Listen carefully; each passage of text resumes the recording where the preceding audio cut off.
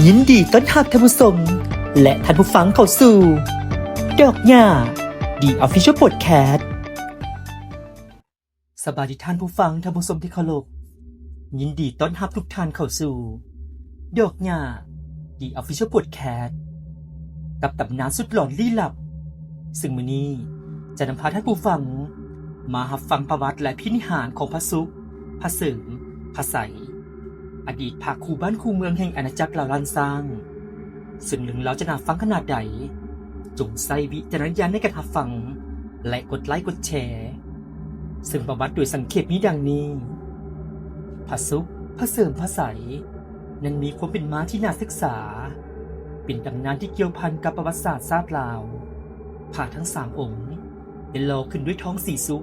โลหะสำริดที่มีทองคำผสมจำนวนหลายได้ทำการสร้างขึ้นเมื่อพ.ศ.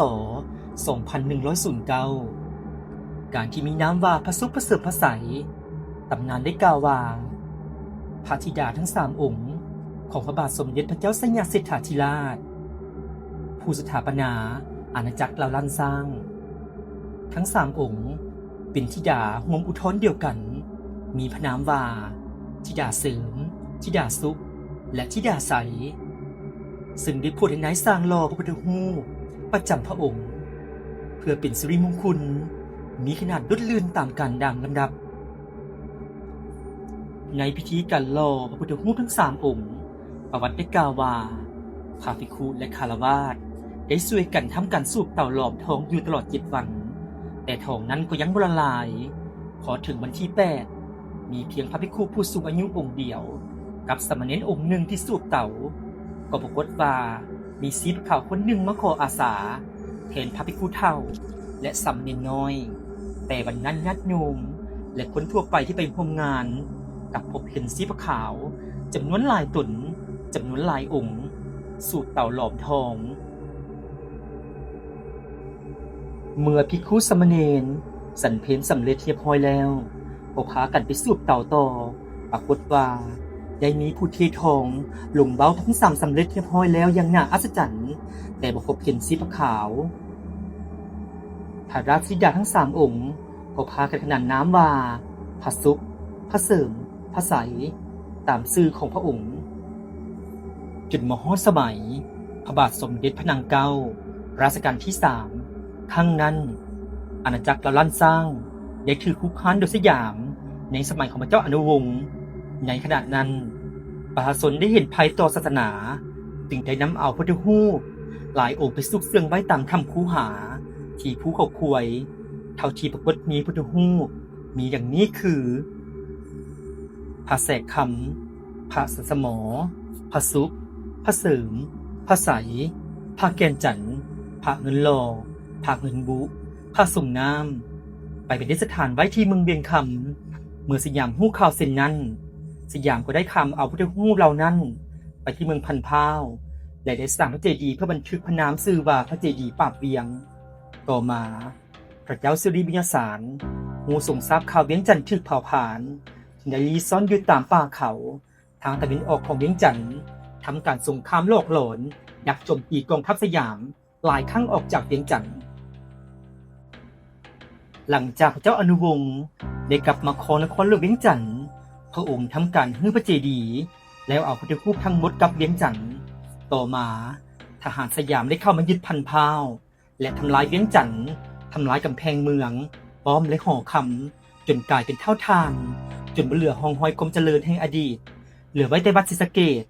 และสถานที่ศักดิ์สิทธิ์ประจำเมืองบางแห่งในปีค.ศ. 1828ในสมัยพระเจ้าอนุวงศ์พวกเขาได้นำเอาพุทธรูปต่างๆคำของคนสู่สยาม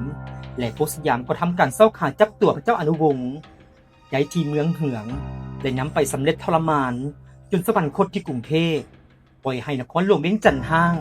เป็นเวลาหลายกว่า60 ปีต่อมามีการเล่าลือกันว่าพบพุทธรูปในถ้ำแห่งหนึ่งที่ภูเขาควยเนื่องจากชาวเมืองได้นำเอาไปเสื่องซ่อนในระหว่างภัยสงครามเมื่อทางสยามได้เบิ่งบ่เห็นในความจริงจึงได้นำเอาพุทธรูปทั้ง3องค์ขึ้นแพไม้ไผ่อัญเชิญมาตั้งรับน้ำเงิมเมื่อมาฮอดเวิ้นปากน้ำแห่งหนึ่งก็ได้เกิดมีอัศจรรย์ คือว่ามีอากาศที่บ่สงบทันใดนั้นพายุเมฆฝนก็พัดกระหน่ำเฮ็ดให้แผ่นประสุกตกลงน้ำเวินสถานที่แห่งนั้นจึงห้องบางเวินแทนจนฮอดปัจจุบันซึ่งเวินแทนตั้งอยู่ที่บ้านเวินแทนเมืองสถานีนครหลวงเวียงจันทน์หลังจากนั้นการขนพาก็ดำเนินต่อไปยังบ่เซาลมและฝนก็ยิ่งตกหนักและรุนแรงขึ้นทั้งเกิดเพศภัยหลายประการพวกสยามก็บ่เกรงกลัวเมื่อนำแพไปถึงเวิร์ดแห่งหนึ่งเขตแม่น้ำของฝั่งลาวพอซุปก็ได้ตกลงแบกแพจมสู่เมืองบาดาลหลังจากพระซุปจมลงสู่แม่น้ำแล้วสภาพอากาศก็กลับมาเป็นปกติดังเดิมฉะนั้นชาวบ้านชาวเมืองจึงเอิ้นว่าเวิร์นพระซุปตั้งแต่บัดนั้นเป็นต้นมาส่วนพระเสริมและพระใสได้นำไปประดิษฐานอยู่ที่เมืองหนองคายได้อย่างปลอดภัยมากล่าวถึงอภินิหารของพระเสริมและพระใสเมื่ออัญเชิญพระเสริมและพระใสไปยังกรุงเทพก็มีสิ่งปาฏิหาริย์เกิดขึ้นเกียรติที่ประดิษฐานพระใสจากวัดหอกองเมื่อมาถึงวัดโพไซเกียรติที่ประดิษฐานก็หักลงอยู่ต่อหน้าวัดโพไซทหารและผู้ทำการอัญเชิญก็พากันซ่อมแปลงแต่เกียรติก็ยังหักอีกคิดให้พวกสยามมีความย่านกลัวและอัศจรรย์ใจจนในที่สุดหัวเองก็บ่สามารถลากต่อไปได้หัวหน้าคณะอัญเชิญจึงได้ทำพิธีอัญเชิญถวยเทพเทวดาจึงเข้าใจว่าเทวดาอาหักบ่อยากให้พระใสไปจากหนองคายในที่สุดพวกสยามก็อัญเชิญพระใสให้ประดิษฐานอยู่ที่วัดโพไซจังหวัดหนองคายจนถึงปัจจุบันเหลือแต่พระเสริมได้อัญเชิญลงไปที่กรุงเทพมหานครโดยผ่านทางสระบุรีอยุธยาแล้วประดิษฐานไว้ที่พระบรมมหาราชวังนี่แม่นประวัติโดยสังเขปและอภินิหารของพระสุขประเสริฐพระใสที่ดอกหญ้าที่เอาไปช่วยปวดแคสได้มาเล่าทำผสมให้รับฟังกันส่วนตำนานสุดหลอนและลี้ลับท่านผู้ชมสามารถรับชมได้ทางรายการ